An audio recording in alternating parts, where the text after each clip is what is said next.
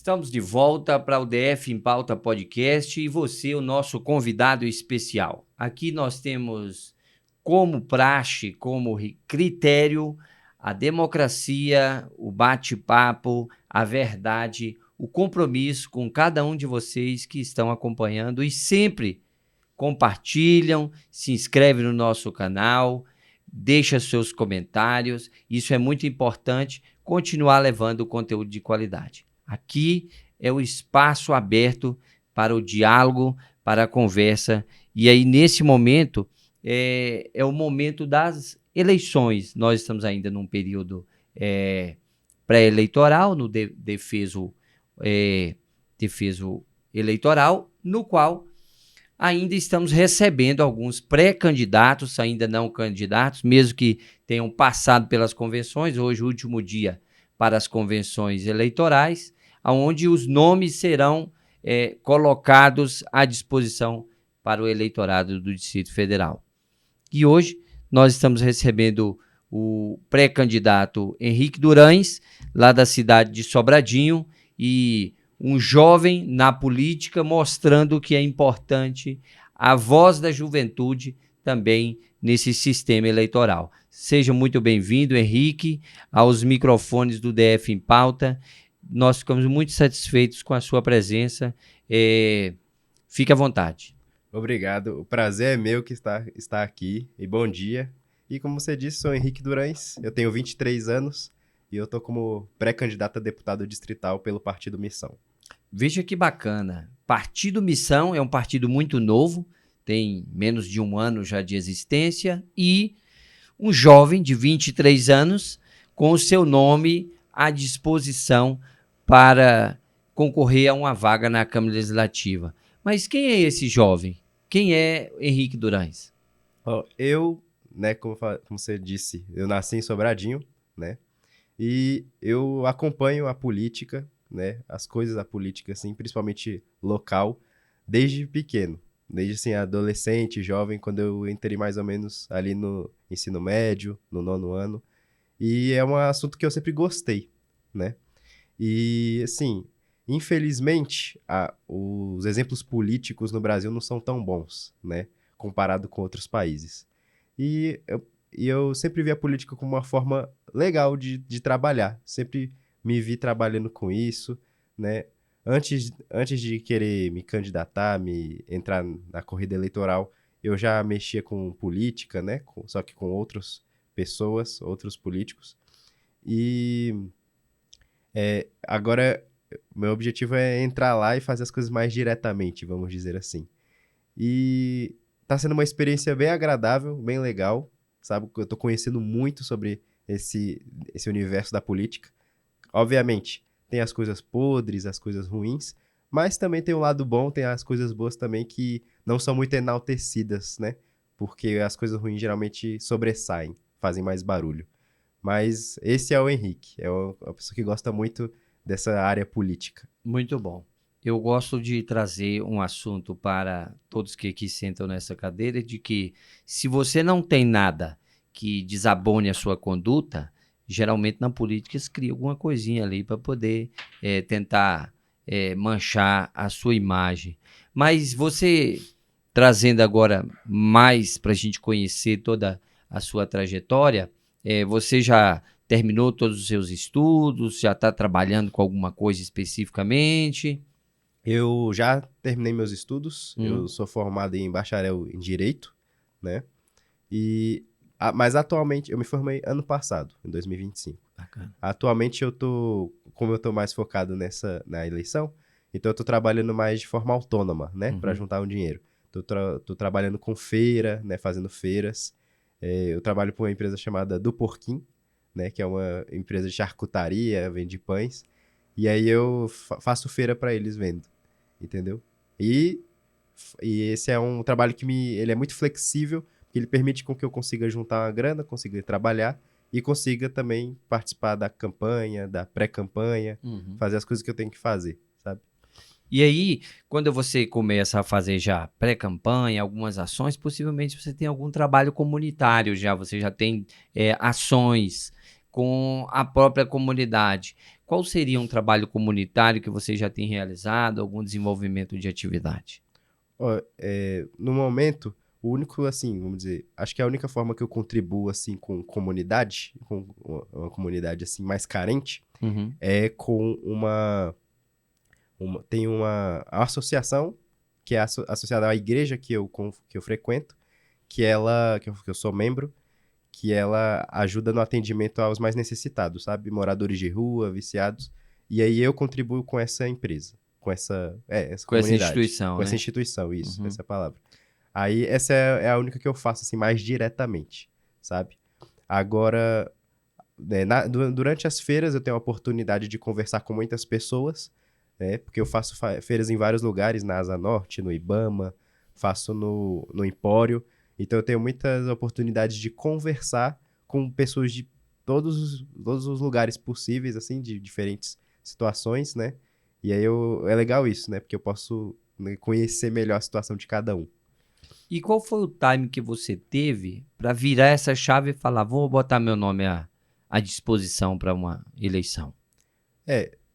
Na verdade foi bem diferente, né, de tudo que eu tava pensando pra minha vida, porque eu não tinha essa pretensão inicialmente. Uhum. Mas o que aconteceu foi o seguinte: eu acompanho o MBL, que é o Movimento Brasil Livre, desde 2018. Eles foram criados em 2014, 2015, e eu comecei a acompanhar eles em 2018. E sempre gostei muito, sempre foi um movimento que me agradou muito. Era um movimento político de militância, né? Não era um partido, não tinha pretensão de ser partido, era só de cobrar políticos, vamos dizer assim, fazer uma militância para fazer as coisas funcionarem no Brasil. E eu Uma sempre... espécie de fiscalização. Isso, uma espécie de fiscalização, muito focado em ações na rua, sabe? Protesto, essas coisas. E quando foi em 2024, se eu não me engano, que foi quando eles decidiram criar um partido, né? Eles falaram, eles mudaram essa ideia de manter só na militância e vamos fazer um partido, que aí era o Partido Missão. Aí eu não comecei a achar interessante a ideia e aí nós vamos ver se vamos conseguir fazer, porque, né, para você conseguir é muita É. burocracia, reunir, acho que é 5.000 fichas assinadas no mínimo em cada estado, e aí tinha um mínimo que você tinha que bater no Brasil todo, e tinha um período de 2 anos para fazer, e aí, mas acabou que nós conseguimos, né? Depois de 1 ano e 6 meses, a gente conseguiu fechar tudo, concluir, e o partido foi criado. Aí foi criado ali mais ou menos em, se eu não me engano, novembro de 2025. E aí, quando terminou de criar o partido, que eu tava, assim, tava achando muito legal eles terem um partido, né? Por causa que os membros do MBL, eles tinham que ficar entrando no partido de outras pessoas, sabe? Uhum. Tinha que entrar, sei lá, no União, e porque não tinha partido. Então, e aí eles ficavam muito refém das decisões desses partidos. E aí quando criou isso, né, eu fiquei muito entusiasmado, fiquei muito feliz, e eu ia ajudar a princípio o partido. Só ajudar, assim, de forma voluntária. Edição, o que fosse preciso. Só que aí eles abriram lá uma inscrição para você se candidatar. E aí, na época, eu tinha acabado de terminar a faculdade de Direito, eu tava pensando, não, vou advogar, vou estudar para concurso, eu não tava pensando em política, né? Só que aí abriu essa inscrição, eu falei, vou colocar, né? Vai que acontece alguma coisa. E coloquei lá, despretensiosamente. Coloquei. Aí passou uns meses e eles me chamaram. Eles fizeram uma reunião comigo. E a princípio eu virei só um porta-voz do Missão. Então o que, que eu tinha que fazer? Eu tinha que só propagar as ideias do partido, que são ideias bem pré-estabelecidas já. Nós temos um livro, que nós chamamos de livro amarelo, né? Com todas as propostas e ideias para o Brasil, em todas as áreas possíveis. E eu tinha que propagar isso daí, né? Através de redes sociais e tudo mais. Aí, passou-se um tempo, eles estavam precisando, né, de pré-candidatos. E aí eu me disponibilizei. Não, se vocês querem que eu seja pré-candidato? Tem vaga? Aí eles, não, pode ser. Você vai entrar. Eles gostaram, né, do meu trabalho como porta-voz. Conversei com eles direitinho. E aí eu entrei. Então foi uma coisa assim que, quando eu menos esperei, aconteceu. Sabe? E Aí eu fui. E a família e os amigos, o que que falaram? Não, eu conversei com eles antes, assim, sabe? E meus pais apoiaram, tranquilo. Minha namorada também apoiou. O pessoal da igreja também apoiou, né? Porque. E assim, foi muito também para mim, uma direção de Deus, sabe? De Uhum. fazer isso. Porque, assim, eu sei que tem os representantes evangélicos, representantes cristãos na política, mas A bancada da Bíblia. a bancada da Bíblia. Só que, assim, na minha opinião, eu acho que eles fazem muito menos do que dava pra fazer, entendeu? Do que daria pra fazer. Então eu quero entrar na política não só para eu tenho planos, né, do que fazer para ajudar mesmo. Eu tenho projetos que eu quero fazer, mas também para ser um representante do cristão lá dentro, sabe? Mas aí, por exemplo, não diminuindo de forma nenhuma a sua atuação e a sua pessoa, mas eh, o mundo da política é um mundo de grandes leões, Sim, certo? é verdade É um mesmo. mundo de grandes leões. Não seria, na sua escolha do partido, não seria melhor você ter escolhido primeiro um partido bem grande, para depois você migrar para um partido menor depois de uma eleição? Sim, seria bem melhor mesmo. Só que a questão é que o Partido Missão, eu só entrei na política, eu só adentrei assim, de forma bem direta, assim, participando de eleição, por causa desse partido. Se esse partido, o Missão, não existisse, eu não estaria concorrendo.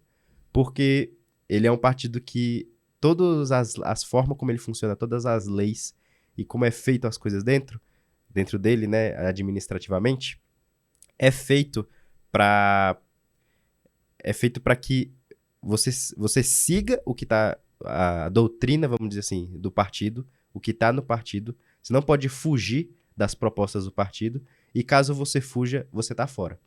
Entendeu? Então, eu concordo com as ideias do partido, são ideias sólidas, né, do que tem que fazer, do projeto que tem de Brasil para cada região também e para cada área do Brasil. E eles têm esse compromisso tão sério que eles punem quem, quem não está de acordo.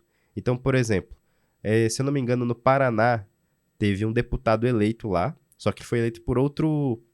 Ele foi eleito por outro partido, porque na época não existia o Partido Missão.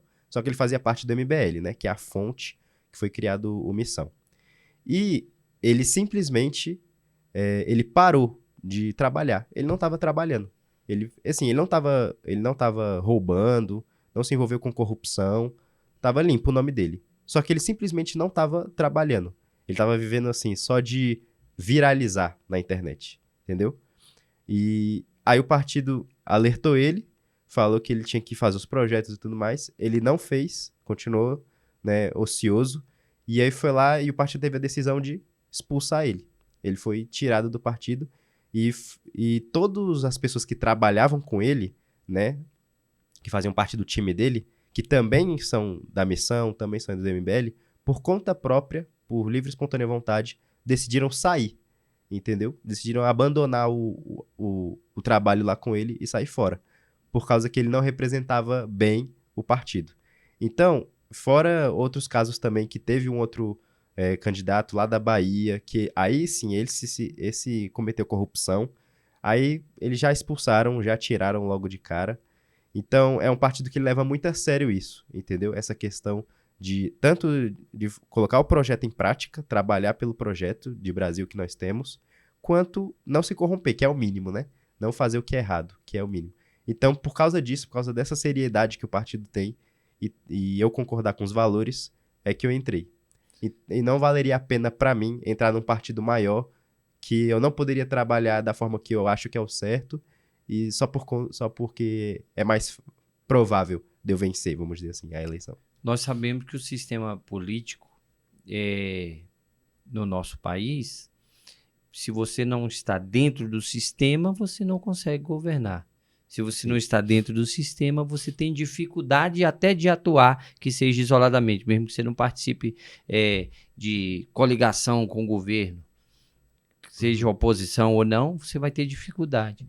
O partido não teria dificuldade de caminhar tendo essa ideologia, embora todo partido tenha a sua ideologia e o ideal é que ele respeite ela. Sim. Mas ele não teria dificuldade de caminhar tendo essa rigidez nas suas conduções ideológicas? Sim, com certeza vai ter essa dificuldade a mais, né? Ainda mais por ser um partido pequeno e ainda ter essa rigidez, com certeza vai ser mais difícil fazer as coisas. Só que o que a gente pensa no partido é ou a gente faz assim, ou a gente não faz, entendeu?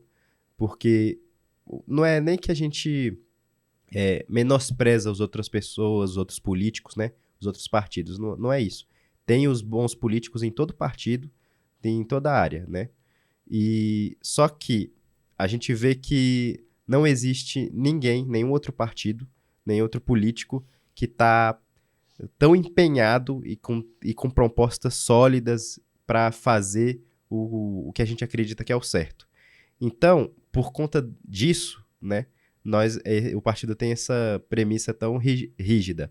Só que nós vamos sim dialogar. Não é que a gente vai cortar laços, que não vai ter essa conversa. Vamos sim dialogar desde os deputados estaduais, distritais, os federais, os governadores e o pré-candidato à presidência da República, que é o próprio Renan Santos, que é o presidente do partido também. Ele já é bem claro que a nossa questão vai ser dialogar. Nós vamos dialogar com os ministros do STF, vamos dialogar com todos os governantes, prefeitos, vai ter o diálogo. Só que ele vai ser muito mais...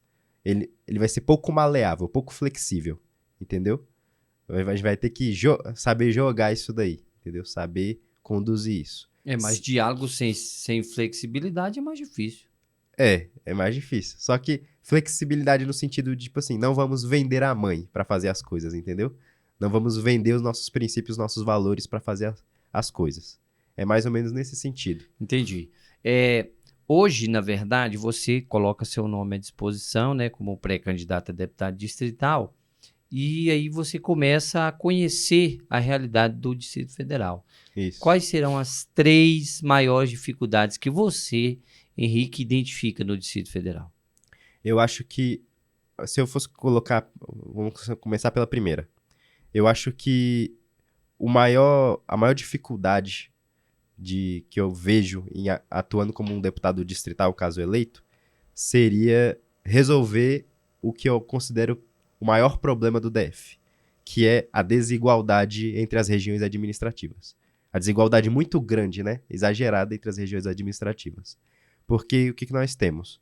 Nós temos o DF, que é uma das regiões com maior PIB do Brasil, com maior renda mensal, com melhores indicativos, vamos dizer assim, que é um lugar muito rico.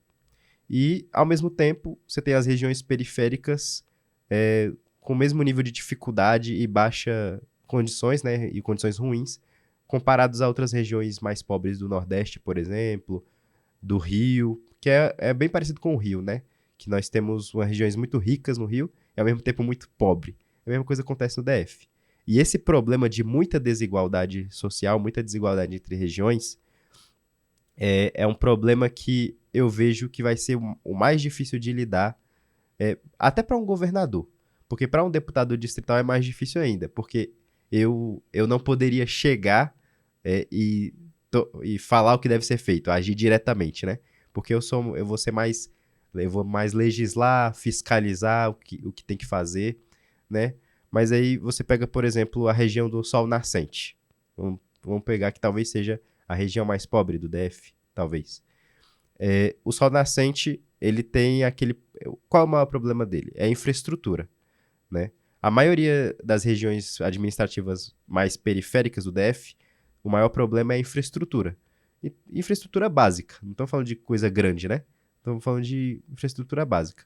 Então, falta de pavimentação, falta de energia elétrica bem colocada, drenagem, sistema de esgoto, todas essas questões aí que são base, é muito precária nessas regiões. Falta de planejamento. Isso, a falta de planejamento ali da região. E só que eu vejo que esse é o maior problema do DF E ele é meio que a espinha, a coluna, é a espinha dorsal de todos os outros problemas do DF. Então, a segurança, os problemas da segurança estão relacionados a essa desigualdade. Os problemas da saúde relacionados a essa desigualdade. Os problemas de educação relacionados a essa desigualdade. Todos os problemas estão relacionados a essa desigualdade entre as regiões. E eu vejo que como é que poderia ser resolvido esse problema das regiões? Resolvendo o problema da infraestrutura. A infraestrutura básica. Porque, e eu, como um deputado distrital, o que eu posso fazer? Eu não posso chegar lá e falar, faça isso, faça aquilo, né? Constrói o pavimento aqui, constrói o sistema de esgoto aqui. Não posso, porque essa não é a minha função. Então, a minha função seria impedir que esses problemas das regiões sejam ignoradas, né? Ou então, pelo menos fazer o melhor que eu puder para impedir que esses problemas sejam ignorados. Porque é o que acontece, né? Há quantos anos que essas regiões mais pobres do DF estão largadas, né? Estão abandonadas. Então, eu vejo que o meu principal papel é esse, é impedir esses problemas continuarem do jeito que estão, né? Fiscalizar, cobrar, e eu acho que esse vai ser o maior desafio, sabe? Como deputado distrital. O que você agora começa a caminhar nas ruas, conversar com a comunidade, como você falou, o que mais a comunidade cobra e pede e reclama ou fala, por exemplo, em reuniões que você faz com famílias? Henrique, eu queria que, se você chegasse ao poder, que você fizesse tal coisa, eu queria que você buscasse... Qual que é a maior reclamação da população? Do que eu conversei com o pessoal, que eu vejo que as pessoas mais reclamam é de mobilidade. Transporte público, coisas relacionadas a isso. Tem buraco, né, nas estradas. Tem todo tipo de reclamação. Mas esse eu vejo que é o mais recorrente. Até às vezes a pessoa fala, eu acho que o hospital aqui da minha região, ele é ruim. Fala que esse é o maior problema. Mas aí logo em seguida já fala também do problema da mobilidade, do transporte público. Eu vejo que esse é uma das coisas que mais falam, sabe? E esse problema também está ligado ao formato do DF, das regiões do centro serem mais ricas e as regiões em volta serem mais periféricas, tá? Por causa que os melhores empregos, os trabalhos, as oportunidades de emprego estão no centro e as pessoas mais periféricas, que eu falo, né, que moram mais afastadas do centro, tem todas que se juntar, se aglomerar para ir para esse lugar do centro. Então você vê que tudo puxa para esse mesmo assunto, né, para esse mesmo problema. Então, por exemplo, eu tinha falado do Sol Nascente, usando como exemplo. Por conta da forma como o DF foi feito, né, que Brasília, o Plano Piloto, Lago Norte, Lago Sul, foram concentrando as melhores oportunidades, os melhores empregos, as melhores infraestruturas, e as regiões mais periféricas foram onde o pessoal foi encontrando, né? Foi ali, vamos dizer assim, achando para morar. E acabou que esse ficou naturalmente desse jeito, e nunca mudou. Então você tem ali o Sol Nascente, que está abandonado pelo governo, que não melhoram aquilo ali nunca, aquilo ali fica largado. Aí, consequentemente, lá é um lugar com a segurança ruim, com a educação ruim, com hospitais ruins, e empreendedores, comerciantes, pessoas que trabalham com serviço, evitam de abrir negócio lá, porque não é uma região muito, muito boa para empreender, para criar oportunidade de emprego, né? Então, por exemplo, se eu fosse um empresário, eu não ia abrir uma empresa, mesmo que o mais bem sucedido que eu fosse, eu não abriria uma empresa lá. Não porque eu não gosto de ir lá, não, porque simplesmente as outras regiões mais ricas é mais agradável para mim. Um Sol Nascente, por exemplo, seria o último lugar que eu ia pensar em abrir um negócio lá. E aí, então assim, o governo já abandonou aquele lugar. As empresas não vão fazer nada, por causa que não é um lugar muito propício para fazer. Aí aquela região fica pobre, com baixa renda média, salarial, e sem infraestrutura. Aí a pessoa que nasce no Sol Nascente, ela vai querer crescer na vida, né? Ela quer ganhar dinheiro, quer ter um bom emprego, quer crescer na vida. O que ela vai fazer? Ela não vai trabalhar lá. Muito raro ela trabalhar lá. Ela vai querer ir para um lugar mais rico, um plano piloto. E aí nisso já é um monte de gente se concentrando, pegando transporte público lotado, para ir trabalhar em um lugar longe de onde ele mora. Fora que aqui no DF, o servidor, como é que fala? O concurso público é muito forte, né? Então, muitas pessoas, grande parte das pessoas, estão buscando melhorar de vida dessa forma, como servidor público. E aí esse pessoal dessa região administrativa mais precária, uma vez que eles conseguem vamos dizer, essa melhoria de vida, essa oportunidade de emprego, passa num tribunal, passa num serviço público bom que vai ganhar bem, essa pessoa, ela vai continuar morando num sol nascente da vida, numa Ceilândia? Não vai, né? Muito improvável ela continuar morando nessa região. Eu tô usando Ceilândia, mas só pra Claro. ter o mesmo exemplo, só pra não ficar falando várias cidades ao mesmo tempo. Então, por exemplo, tem lá a Ceilândia. Esse cara que mora na Ceilândia, ele passou nesse concurso público, nesse tribunal. E tá ganhando lá de 15 a 20 mil, por ele tá ganhando muito bem. Essa pessoa, ele não vai continuar aí na Ceilândia. Ele vai para um lugar mais rico, um lugar mais perto do trabalho dele, um lugar mais nobre, porque ele vai ter condição de viver lá. Aí, esse ciclo vicioso, ele permanece. Então, todo mundo que tá na Ceilândia tá tendo uma renda salarial menor. Aquele que consegue se destacar, ganhar uma renda salarial maior, sai de lá. Aí a Ceilândia já perdeu a pessoa mais rica, vamos dizer assim, porque vai sempre migrar. A empresa vai buscar as regiões onde tem as pessoas que podem gastar mais. Então não vai buscar a Ceilândia, vai buscar um plano piloto, uma Asa Norte, um Lago Norte, entendeu? E fica nesse ciclo.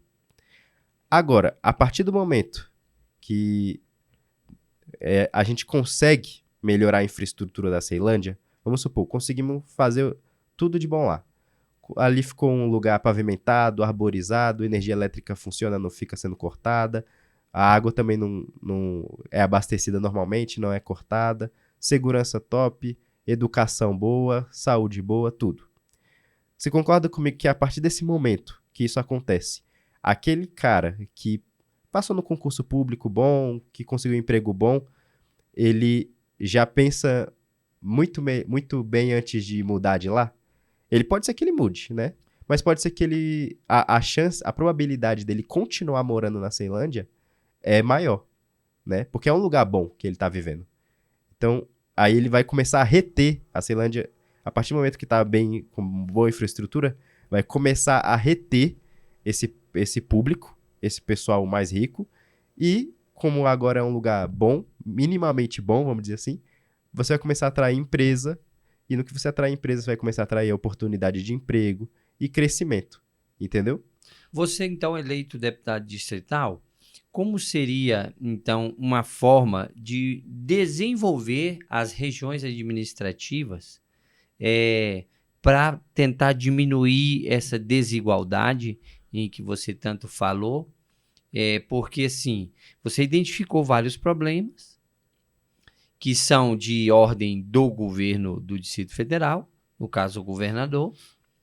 Como que você, como deputado distrital, iria fazer uma proposta, trazer com que o governo analise para desenvolver essas regiões administrativas?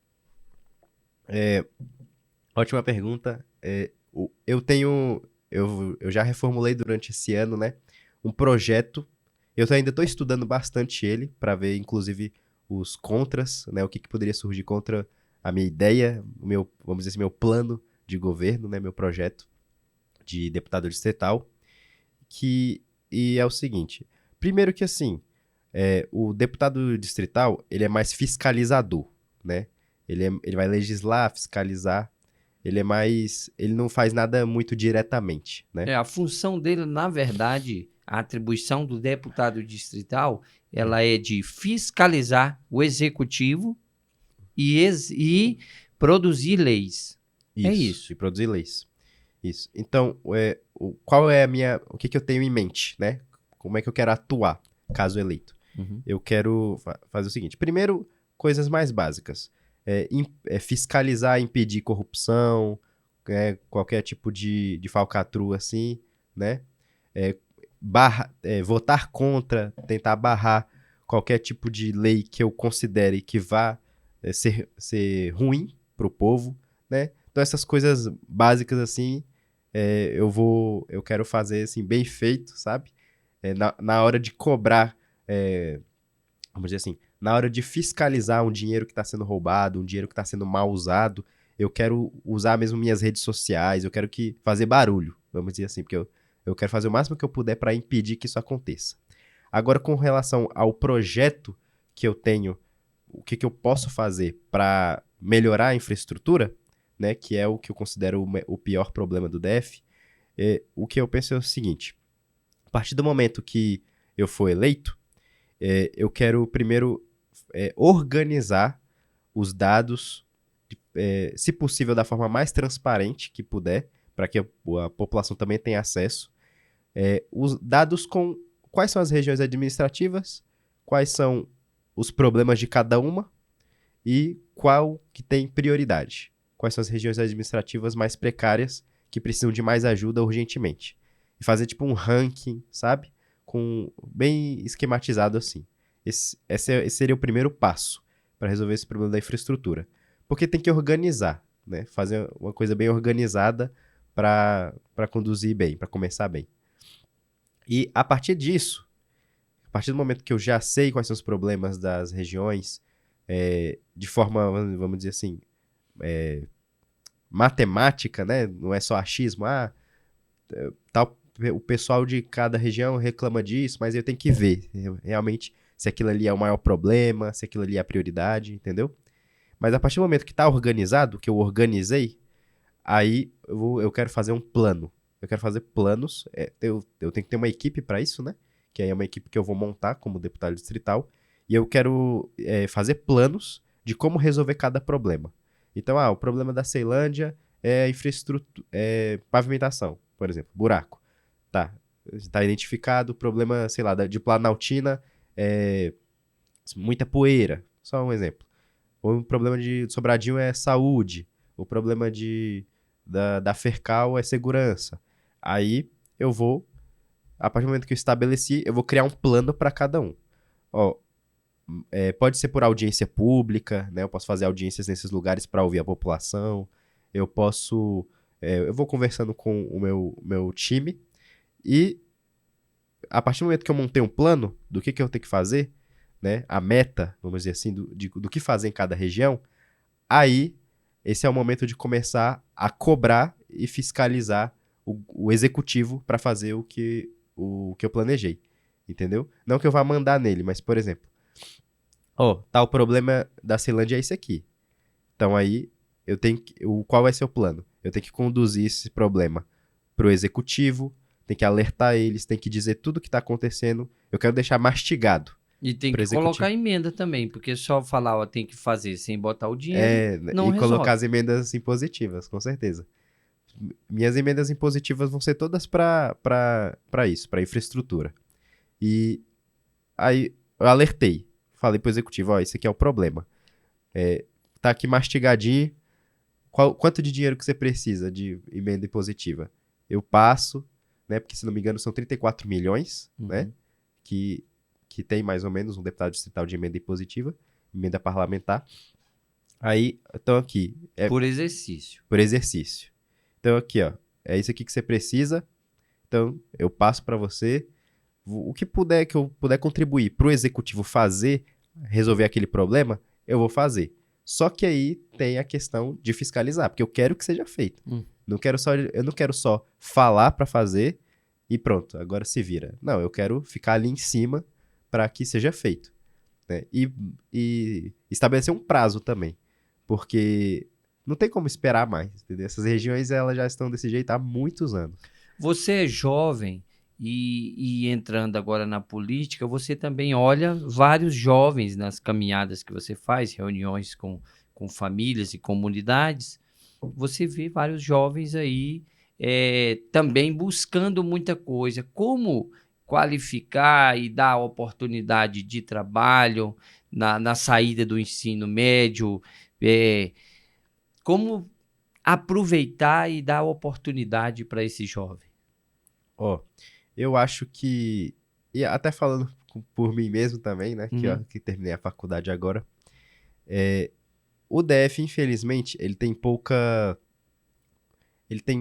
investimento, tem poucos incentivos para a área privada, né? Se você for comparar, por exemplo, com o São Paulo, Rio de Janeiro, Minas Gerais, as oportunidades para você crescer em empresas é muito maior, né? Não à toa que a maioria, pelo menos das pessoas que eu conheci, dos jovens que eu conheci, a maioria estão dedicados a passar em concurso público, a virar um servidor público. Até porque no DF ele só tem 2 linhas de empregabilidade. Ou é na rede privada, ou é no concurso público. Ele não tem outra área. Basicamente só tem essas 2 opções, né? E o serviço público, vamos dizer assim, é mais confortável, né? É mais garantido, vamos dizer assim. E o que que eu vejo que eu posso fazer para melhorar isso? Para que os jovens tenham uma perspectiva melhor, né? Vamos dizer assim, Uma oportunidade a mais. oportunidade a mais. Tirando essa parte de resolver o problema da infraestrutura, que eu acho que já ajudaria muito, criar leis, planejar leis para diminuir duas coisas. Diminuir o imposto sobre consumo, né? Eu não posso criar leis exatamente para fazer isso diretamente, né? Mexer com imposto, mexer com taxa, já é uma coisa mais complexa. Mas eu posso incentivar a criar, pelo menos, um plano para isso, né? E porque eu vejo que o maior problema que dificulta a vida, principalmente dos jovens, é o imposto sobre consumo, né? E então, acredito que diminuindo o imposto sobre consumo já ajudaria muito e também dando incentivos fiscais para empresas, para empreendedores. Porque eu acho que porque a empresa, ela é que vai gerar os empregos. Ela é que vai gerar as oportunidades para os jovens. Só que no DF é muito frio, né? Não está aquecido o sistema de empresas, né? Essa parte de empresas.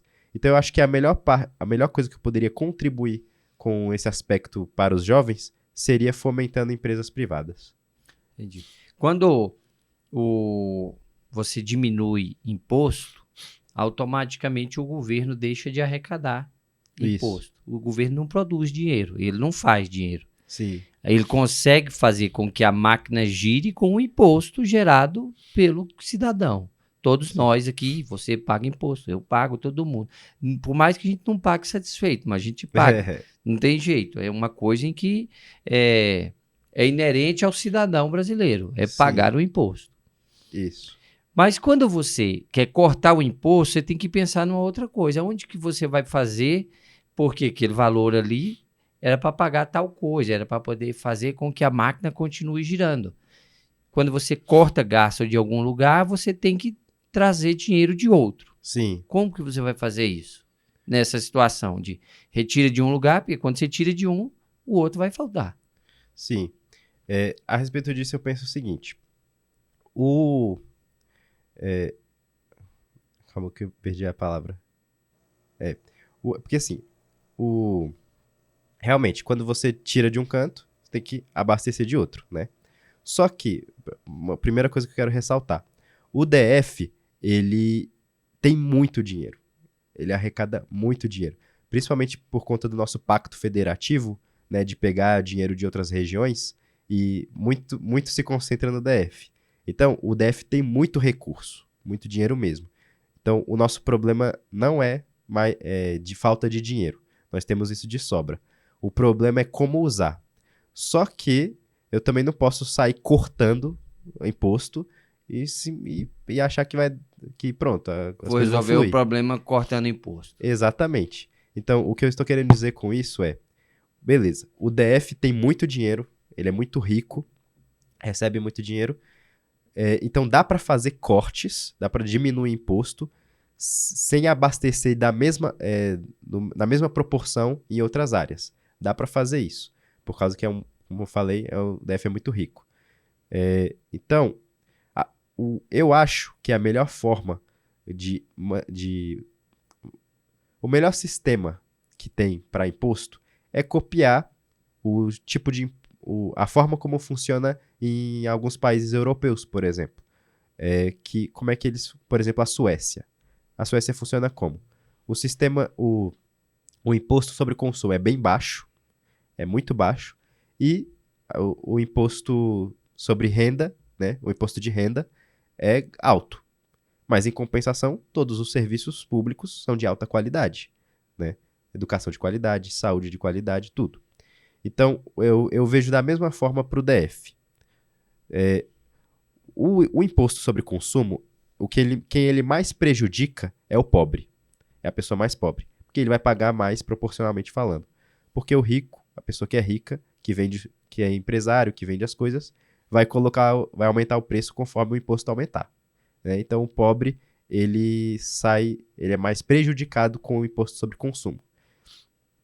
Então, por isso que, para mim, nessa parte do imposto, o mais importante, a prioridade é diminuir o imposto sobre consumo o máximo que der, o máximo que for possível, o mínimo possível sem prejudicar outras áreas, né? Sem prejudicar a arrecadação. E se tiver faltando dinheiro, que eu duvido um pouco, porque o DF realmente tem muito dinheiro por conta do nosso pacto federativo, aí aumenta no imposto de renda, que é mais justo, porque todo mundo vai pagar proporcionalmente falando. Se você é mais pobre, você vai pagar menos. Se você é mais rico, você vai pagar mais. E o bom do imposto de renda é que o mais rico, ele não consegue passar o imposto dele para o pobre. Não consegue transferir a responsabilidade.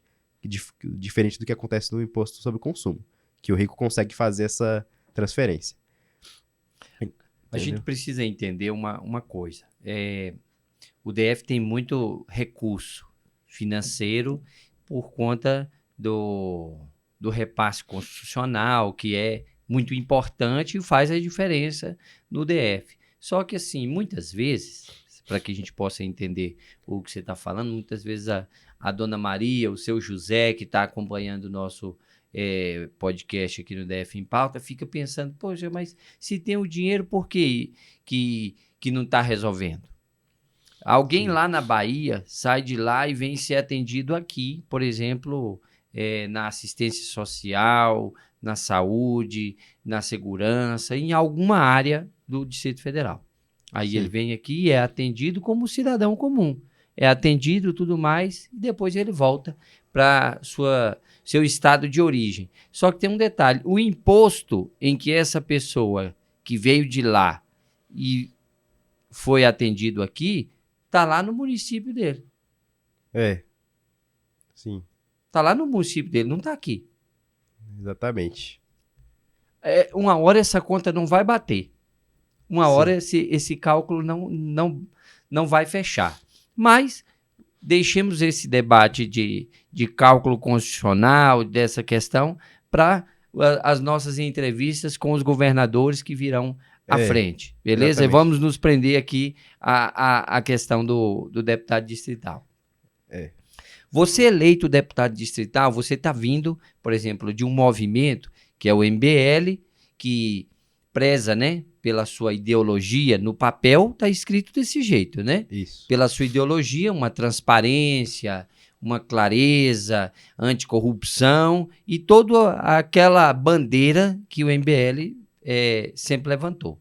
E aí foi feita essa fusão e decidiram fazer o Partido Missão. Você eleito, como que você vai continuar mantendo ou como que você pretende fazer a sua prestação de contas baseado nessa mesma orientação do MBL e do Partido Missão?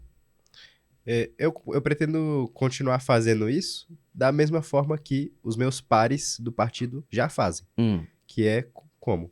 Uma vez que eles estão eleitos, uma vez que eles estão ali na posição de poder, tudo é transparente.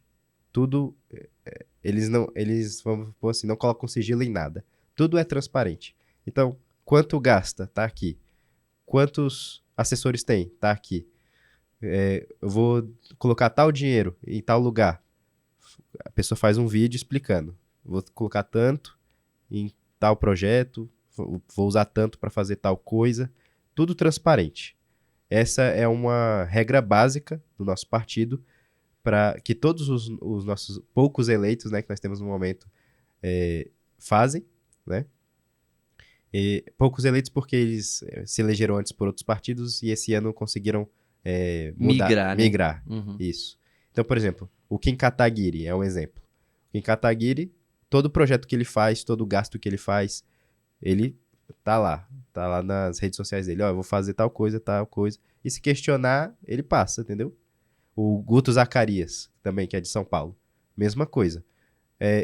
Até questionaram ele, mas Guto, você tem assessores demais, você tá gastando muito com o seu time, né? Aí ele, não, mas é por causa disso e disso e disso, disponibilizou lá todo o dinheiro, entendeu? Na verdade, hoje, o nosso país já tem o portal da transparência, no qual Isso, tem todas as informações. E cada isso. casa em que um dos parlamentares participa, seja no Senado, na Câmara, no Palácio do Buriti ou na Câmara Legislativa, tem também as transparências de todas as ações dos parlamentares. E não só isso. A própria legislação brasileira, ela impulsiona, ela obriga com que, ao ser direcionado a verba tal para a execução de tal serviço, precisa ter uma placa, precisa ter toda uma transparência sobre aquilo, né? Sim, mas só complementar. Uhum. Sim, tem o portal da transparência, mas tem forma de você saber, né? Tem os acessos. Mas é porque o nosso parte dele entende que as pessoas não se preocupam muito com isso, entendeu? Não vão atrás. Então a gente gosta de deixar o mais transparente possível da gente mesmo falando, pra mesmo que tá prestando contas ali, porque a gente entende que o eleitor, o cidadão, ele tem que ser o nosso fiscalizador, sabe? Da mesma forma que eu vou fiscalizar o executivo, o meu eleitor tem que me fiscalizar, entendeu? O tempo passou tão rápido que a gente nem conseguiu ver, sabe? Nós estamos quase chegando ao término do nosso bate-papo, mas eu queria ver com você uma coisa. Como que você avalia hoje o cenário da política no Distrito Federal? Olha, eu vejo a política do Distrito Federal assim, eu vejo que ninguém tá empenhado de verdade. Eu acho que tá estagnada a política no DF, sabe? Ninguém tem um projeto de verdade, ninguém tem, vamos dizer assim, sangue nos olhos pra mudar o DF de verdade. Eu acho que tanto direita quanto esquerda, dos dois espectros, né, dos deputados, governadores, eles entram, pode até fazer uma coisa boa ali ou aqui, tem coisas legais que eu já vi, mas nada que vai mexer na raiz do problema e mudar os problemas que base, entendeu? Então, e eu não acho que esteja piorando também. Não acho que a nossa elite aqui do DF, a nossa elite política do DF, esteja piorando. Mas eu também não acho que está avançando. Eu acho que está estagnado. Entendeu? Entendi. Aí agora vou fazer algumas perguntas rápidas e eu queria que você pudesse estar trazendo para a gente essas respostas que são importantes. Ok. Uma qualidade que um político tem que ter. A qualidade que o político tem que ter ser o mais transparente possível. Um defeito que ele tem que eliminar.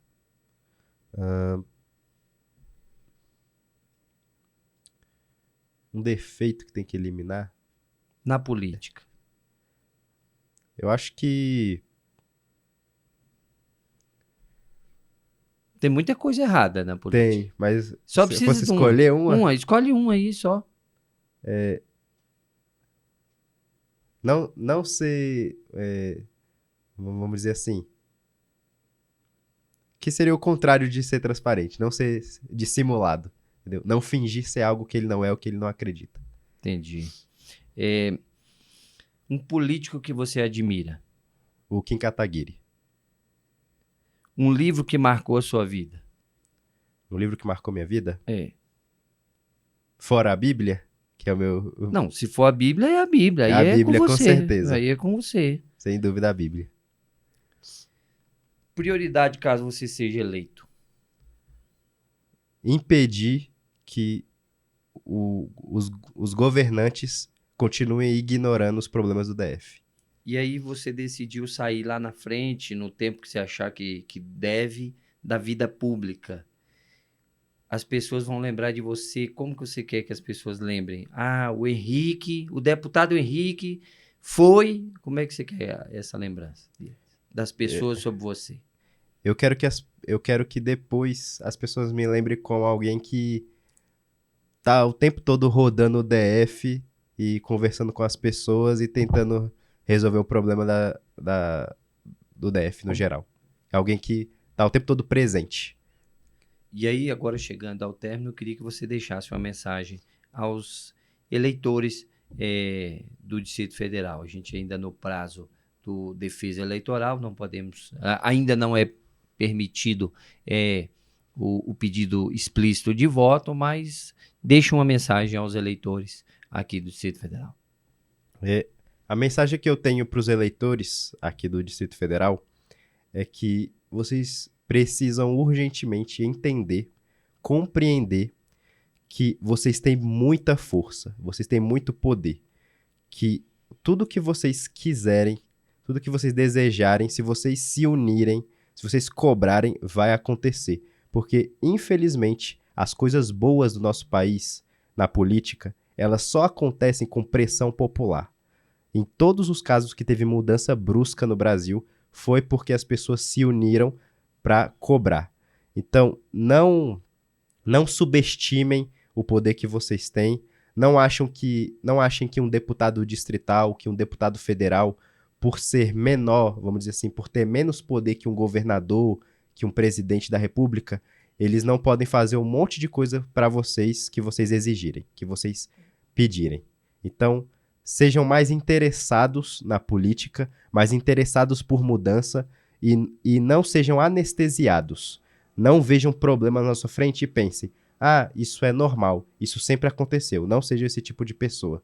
Seja a pessoa que quer mudança e que tem fogo nos olhos para ver esse país justo. Muito bom.